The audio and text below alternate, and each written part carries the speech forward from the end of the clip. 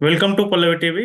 మనం ఇటీవల చూసాం భద్రాచలంలో నిర్మాణంలో ఉన్న ఒక బిల్డింగ్ కుప్పకూలింది. ఆ కుప్పకూలి ఇద్దరు వ్యక్తులు అందులో ఆ, ఆ, మేస్త్రి ఉన్న ఇంకొక అతను అందులో ఉంటే అక్కడ రెస్క్యూ సిబ్బంది ప్రాణాలకు తెగించి వాళ్ళని కాపాడారు. ఇప్పుడు మనతో పాటు ఉన్నారు ఆ స్టేషన్ ఫైర్ ఆఫీసర్ గుర్రప్ శ్రీనివాస్ గారు. ఆ రెస్క్యూలో వీళ్ళు ఎట్లా రెస్క్యూ చేశారు, వాళ్ళు ఎట్లా కాపాడారు, ఆ రెస్క్యూలో వాళ్ళ అనుభవాలు ఏంటనేది ఒకసారి అడిగి తెలుసుకుందాం. నమస్తే శ్రీనివాస్ గారు. నమస్తే సార్. మొన్న ఫైర్ మనకు మొన్న ఇన్సిడెంట్ జరిగింది కదా అవును. భద్రాచలంలో. ఆ రెస్క్యూ ఆపరేషన్ మీరు ప్రాణాలకు తెగించి అతన్ని కాపాడారు. తర్వాత అతను అన్ఫార్చునేట్ గా చనిపోవడం కూడా జరిగింది. అసలు రెస్క్యూ యెస్. ఆపరేషన్ ఎట్లా జరిగింది, మీరు ఎట్లాంటి ఇష్యూస్ ఫేస్ చేశారు? యాక్చువల్‌గా ఈ కొలాప్స్డ్ బిల్డింగ్ స్ట్రక్చర్ ఇది ఆల్‌మోస్ట్ 30 ఇయర్స్ ఓల్డ్ బిల్డింగ్ అన్నమాట. దాని ఓకే. మీద 5 ఫ్లోర్స్ కన్‌స్ట్రక్షన్ ఈ రీసెంట్‌గా చేయడం జరిగింది. దీనికి పంచాయతీ సెక్రటరీ గారు కూడా నోటీస్ జారీ చేయడం జరిగింది. ఎందుకంటే G+2 అనుమతి ఉండి ఓల్డ్ స్ట్రక్చర్ అయినటువంటి బిల్డింగ్ మీద అది తట్టుకునే శక్తి లేనటువంటి బిల్డింగ్ మీద ఆల్‌మోస్ట్ 5 ఫ్లోర్స్ కన్‌స్ట్రక్షన్ చేశారు. సో దానివల్ల ఓవర్‌లోడ్ అయిపోయి కన్‌స్ట్రక్షన్ జరుగుతున్నటువంటి టైంలోనే కూలిపోవడం జరిగింది. దాంట్లో ఇద్దరు వర్క్ చేస్తున్నారు ఆ టైంలో. సో అందులో ఉన్నటువంటి ఇద్దరి పేర్లొచ్చేసి ఒకతని పేరు ఉపేందర్, 2 కామేశ్వరరావు. సో ఇందులో ఒకతను మేస్త్రి, అతనికి అసిస్టెంట్ అన్నమాట. So okay. వీళ్ళు ఏ ఏ ఏ వీళ్ళు ఫ్లోర్ లో ఉన్నారు వాళ్ళు? ఇన్సిడెంట్ జరిగినప్పుడు ఏ ఫ్లోర్ లో ఉన్నారు? వీళ్ళిద్దరూ మనకు గ్రౌండ్ ఫ్లోర్‌లో దొరికారు ఇద్దరు. ఇద్దరు ఆ, గూడా. ఆ, సో యాక్చువల్‌గా గ్రౌండ్ ఫ్లోర్‌లో ఉన్నటువంటి ఓల్డ్ స్ట్రక్చర్ పిల్లర్స్ ప్రాబ్లమ్ ఉండడం వల్ల వాటిని మళ్ళీ ఆ గోడలు గూడా తీసేసి వైడ్ చేసే ప్రయత్నం చేస్తున్నారట వాళ్ళు. సో ఆ టైంలో సడెన్‌గా కూలిపోవడం జరిగింది. సో ఎవరైతే ఓనర్స్ ఉన్నారో, ఆ ఓనర్స్‌లో ఉన్నటువంటి ఒక ఆమె లేడీ ఆమె పోలీస్ స్టేషన్‌కి వెళ్లి కంప్లెయింట్ చేయడం జరిగింది కూలిపోగానే. వెంటనే ఉమ్. మనకి లోకల్ స్టేషన్ ఎస్ఐ గారు మనకు కాల్ చేశారు. వెంటనే మనము ఆల్మోస్ట్ మధ్యాహ్నం 2:50 నిమిషాలకి కాల్ వచ్చింది. 2:51కి మనం వెళ్ళిపోయాం. ఉమ్. మనకు దగ్గర ఇక్కడ నుంచి 500 మీటర్స్‌లో ఇన్సిడెంట్ జరిగింది. ఓకే. మనం అక్కడికి వెళ్ళేసరికి అక్కడ ఉన్నటువంటి ప్రత్యక్ష సాక్షుల ప్రకారము east side of the building దగ్గర వాయిస్ వినబడ్డట్టుగా చెప్పారు. సో మేము సెర్చ్ చేద్దామని అనుకున్న టైంలో వెయిట్ అంతా కూడా ఈస్ట్ సైడ్ ఉందన్నమాట. So okay. అది దానికి కొలాప్స్ ఎట్లా అయిందంటే పాన్ కేక్ కొలాప్స్ అని అంటారు. సో దీనిలో డిఫరెంట్ టైప్ ఆఫ్ కొలాప్సెస్ ఉంటాయి బిల్డింగ్ లో. వి షేప్ అని, టెంట్ అని, పాన్ కేక్ అని, ఇలా డిఫరెంట్ టైప్ ఆఫ్ కొలాప్సెస్ ఉంటాయి. సో ఉమ్. దాది పాన్ కేక్ అంటే కంప్లీట్ గా స్లాబ్ మీద స్లాబ్ అతుకపోయింది అనమాట. కంప్లీట్ 5 ఫ్లోర్స్ కూడా ఎలాంటి స్పేస్ లేదు. సో పూర్తి వెయిట్ అంతా ఒక ఫ్లోర్ మీద ఒక ఫ్లోర్ అట్లా కంప్లీట్ గా పడిపోయింది. సో మనకు వే క్లియర్ అంటే వే చేయడానికి కూడా దారి లేనంత కష్టంగా ఉంది. సో దానివల్ల ఏమైందంటే ఈస్ట్ సైడ్ మనకు సౌండ్ వస్తుంది కాబట్టి మనం చూసే పరిస్థితి లేదు విక్టిమ్ ని. సో మనము వెస్ట్ సైడ్ ఓపెన్ చేయడానికి ట్రై చేసాం జేసీబీ సహాయంతో. చేస్తున్నప్పుడు మనకు అక్కడ సౌండ్స్ వినబడ్డాయి. సో ఉమ్. విక్టిమ్ సౌండ్స్ చేసినప్పుడు సో ఇక్కడ విక్టిమ్ ఇంకో అతను మనకు అక్కడ ఉన్నాడని మనకు అర్థమైంది. దానివల్ల జేసీబీని ఆపేసి సో కింద గ్రౌండ్ ఫ్లోర్ లో ఏదైతే బేస్మెంట్ ఉందో బేస్మెంట్ కింద మనము డిగ్ చేసుకుంటూ మనం హ్యాండ్ టూల్స్ తోనే డిగ్ చేసుకుంటూ వెళ్ళాము. సో ఏదైతే వెళ్తున్నప్పుడు మనకు బేస్మెంట్ లో శాండ్ ఉంది. సో శాండ్ ని క్లియర్ చేసుకుంటూ ఏదైతే పర్సన్ ఉన్నాడో ఫస్ట్ నేను పర్సన్ ని విక్టిమ్ ని ఐడెంటిఫై చేయడం జరిగింది. ఐడెంటిఫై చేసి అతనికి ఫస్ట్ ధైర్యం చెప్పాము. అంటే ఉమ్. జాగ్రత్తగా ఉండమని, ప్లస్ అతనికి ఆక్సిజన్ అందించాము. మిమ్మల్ని మేము కాపాడుతామని ధైర్యం మీతో చెప్పాము. పాటే ఆక్సిజన్ తీసుకెళ్లారా? ఆక్సిజన్ అంటే ఫస్ట్ మేము వేని క్రియేట్ చేసాము.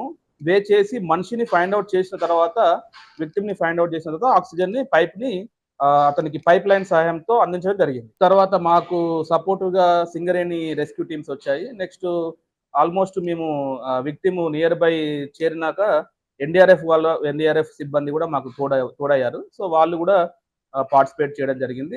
ఫైనల్ గా విక్టిమ్ అయితే బయటికి తీసాము లైవ్ గా. హాస్పిటల్ వెళ్ళిన తర్వాత చనిపోవడం జరిగింది. అంటే ఇంజురీస్ ఎక్కువ అయిపోయినాయి. యాక్చువల్‌గా మేము అబ్జర్వ్ చేసినప్పుడు అతనికి 2 హ్యాండ్స్ మాత్రం hand and leg right side ఇవి ఫ్రీగా ఉమ్. ఉన్నాయి. లెఫ్ట్ హ్యాండ్, లెఫ్ట్ లెగ్ మనకు విజిబుల్ లేదు యాక్చువల్‌గా. ఎగ్జాక్ట్‌గా 2 స్లాబ్స్‌కి మధ్యలో ఉన్నాడు. అతనికి మూవ్ అయ్యే స్పేస్ కూడా లేదు. ఈవెన్ అరే. వాటర్ డ్రింక్ చేసే ప్లేస్ అంటే ఆ ప్లేస్ కూడా లేదు. అంటే ఒక వాటర్ బాటిల్ ఇచ్చినా కూడా కనీసం తాగే పరిస్థితి లేదు అతను. అంటే తల పక్కకి తిప్పుకొని తాగాల. అంటే ఆ వాటర్ బాటిల్‌లో గూడా మనం ఫుల్ వాటర్ ఇస్తే తప్ప తాగలేని పరిస్థితి. అంటే డాక్టర్స్ సూచన మేరకు మనం వాటర్ అనేది ఎక్కువ ఇవ్వకూడదని కాస్త వాటర్ ఇచ్చినా గూడా తాగలేని పరిస్థితిలో ఉన్నాడతను. సో ఎప్పుడైతే మనం డెబ్రిస్ నుంచి తీసామో అతని యొక్క ఇంజురీస్ మనకు కనబడ్డాయి. అప్పటి వరకు అతని ఇంజురీస్ కూడా పర్ఫెక్ట్‌గా మేము చూడలేకపోయాము. ఏదైతే బిల్డింగ్ బీమ్ ఉంటదో, ఆ బీము ఈ leg and left leg, left hand కంప్లీట్‌గా బ్లాక్ చేసేసినాయి. సో పూర్తిగా డ్యామేజ్ అయినాయి. సో మనం తీసిన తర్వాత అతను చనిపోవడం జరిగింది. ఓకే. ఇప్పుడు ఈ భవనం కూలిపోతే ఆ భవన నిర్మాణ శిథిలాలను తొలగించేందుకు మీ మన మామూలు ఫైర్ స్టేషన్‌లో ఎట్లాంటి పరికరాలుంటాయి? ఎట్లాంటి మెషినరీ ఉంటది మీ దగ్గర?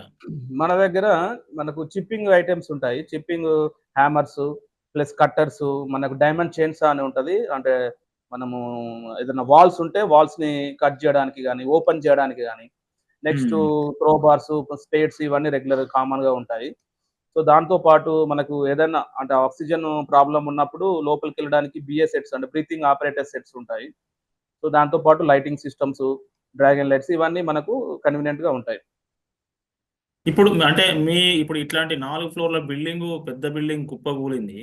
కుప్పగూలితే దాన్ని వితిన్ సెకండ్స్‌లో గావచ్చు, వితిన్ మినిట్స్‌లో గావచ్చు దాన్ని శిథిలాలను తొలగించే వ్యవస్థ ఒక మామూలు స్టేషన్‌లో ఉంటదా?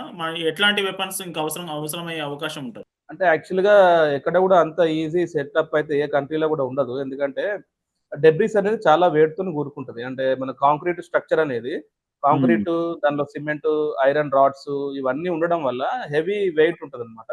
సో ఆ హెవీ వెయిట్ ఆల్‌మోస్ట్ ఒక స్లాబ్ వచ్చేసి 50 టన్స్, 100 టన్స్ వరకు గూడా ఉండొచ్చు.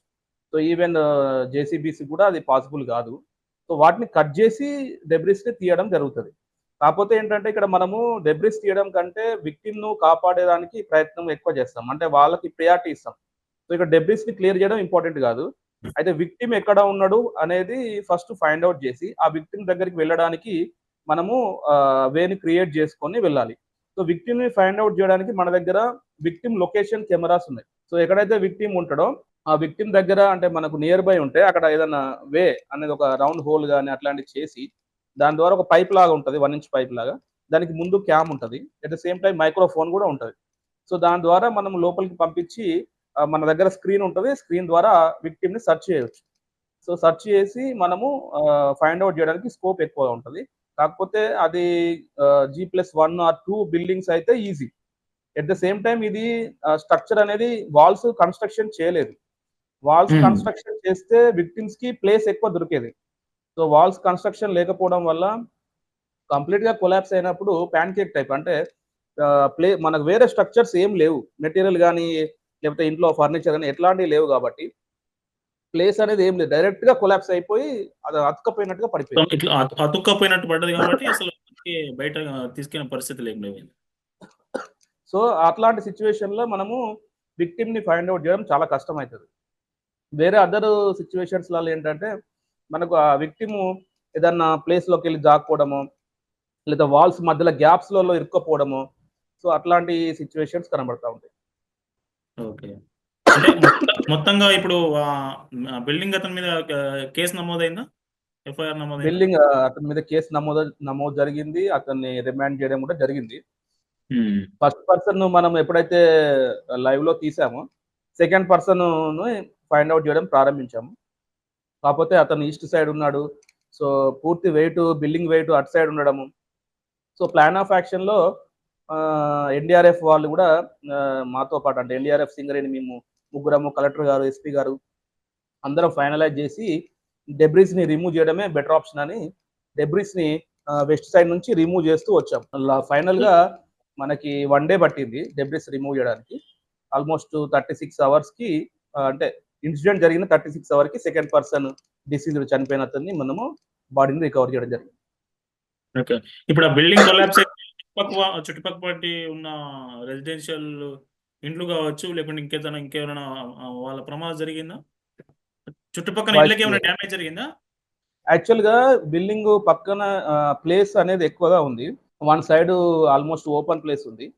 నెక్స్ట్ ఇంకో సైడ్ రోడ్ ఉంది. బ్యాక్ సైడ్ కూడా ఓపెన్ ప్లేస్ ఉన్నది.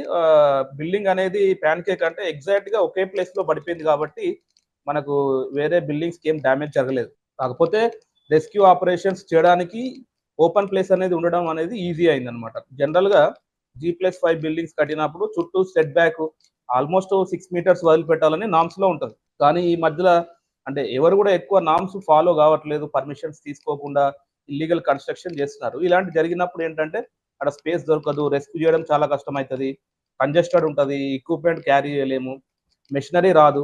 సో చాలా ఇబ్బంది అయ్యే అవకాశం ఉంది. దీనికి మాత్రం మనకు సఫిషియంట్ స్పేస్ వన్ సైడ్ ఉండడం వల్ల జేసీబీలు కానీ, నెక్స్ట్ హ్యామర్స్ కానీ అన్ని మూవ్ అయినాయి, జేసీబీ హ్యామర్స్ కానీ అన్ని మూవ్ అయినాయి.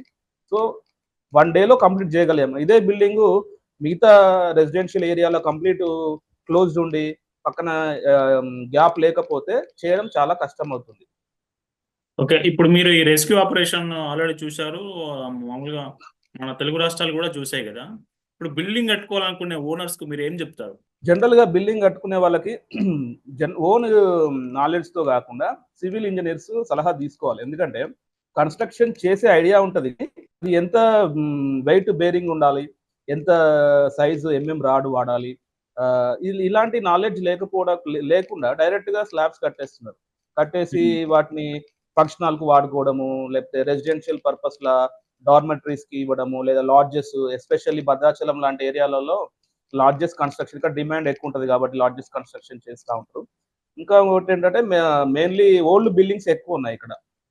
సో ఓల్డ్ బిల్డింగ్ ని రిమూవ్ చేసి కట్టుకోకుండా అదే స్ట్రక్చర్ మీద కట్టే ప్రయత్నం చేస్తా ఉంటారు. సో ఇవి మనకు మెయిన్ గా ప్రమాదాలకు దారితీస్తున్నాయి. ఇప్పుడు కట్టిన బిల్డింగ్ కూడా మెయిన్ గా పిల్లర్ అనేది చాలా చిన్న పిల్లర్, ఈవెన్ G+1 కి ఎలిజిబుల్ పిల్లర్ మన G+5 కన్స్ట్రక్షన్ చేశారు. సో దాని వల్లనే అది బిల్డింగ్ బేర్ చేయలేకపోయింది. అట్ ద సేమ్ టైమ్ వాళ్ళు కన్స్ట్రక్షన్ త్వరగా కావాలనే తొందరలో ఎవ్రీ ఫ్లోర్ లో కూడా వాళ్ళు ఇటుకలు కానీ శాండ్ కానీ డంప్ చేసి పెట్టడం జరిగింది. సో బాగా కంప్లీట్ ఓవర్లోడ్ అయిపోయింది. ఓవర్లోడ్ అయిపోయి అసలు ఎటు కూడా కదలకుండా ఎగ్జాక్ట్ గా అదే ప్లేస్ లో పడిపోయింది. సో సో ఇప్పుడు జాగ్రత్తలు తీసుకొని నిర్మాణంలో ఉంది కాబట్టి ఇప్పుడు తక్కువ మనకు ఫ్యాటాలిటీస్ ఉన్నాయి. లేదంటే ఇంకెక్కువ ప్రాణ నష్టం జరిగి ఉండేది కావచ్చు. 100% ఇది కన్స్ట్రక్షన్ కనుక కంప్లీట్ అయిపోయి వాళ్ళు అంటే ఎస్పెషల్లీ ఇది ట్రస్ట్ పర్పస్ అని చెప్తున్నారు. సో అక్కడ ఏదన్నా దైవ కార్యక్రమానికి సంబంధించి ఏదైనా ఈవెంట్స్ జరిగినప్పుడు క్రౌడ్ ఎక్కువగా ఉండి దాని యొక్క ఆటోమేటిక్‌గా ఆక్యుపెంట్ లోడ్ అనేది కూడా పెరుగుతది మన క్రౌడ్ వచ్చినప్పుడు. సో అట్లాంటి టైంలో జరిగితే మాత్రం ఇది చాలా అంటే భయంకరంగా భయానక పరిస్థితులు ఉండే అవకాశం ఉండేది.